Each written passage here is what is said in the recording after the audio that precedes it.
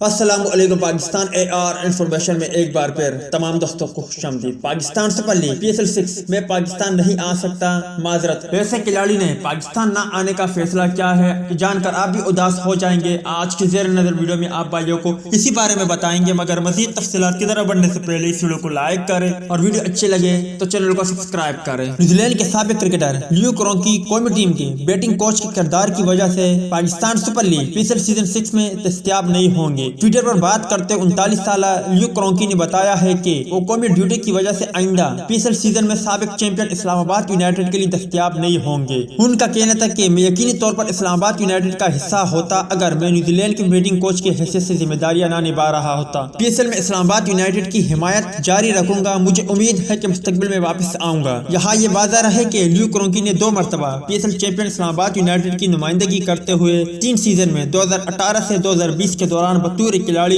اور مینٹور کی حیثیت سے نمائندگی کی۔ انہوں نے 31 میچوں میں 36.42 کے اوسط سے 166.12 کے اسٹرائک ریٹ سے 1020 رن بنائے تھے، جن میں 10 نصف سینچریاں بھی شامل تھی۔ امید ہے دوستوں کہ آج کی ویڈیو بھی آپ کو پسند آئی ہوگی۔ ملتے ہیں کسی نیکسٹ ویڈیو میں، تب تک کے لیے اجازت دیجیے۔ اللہ حافظ۔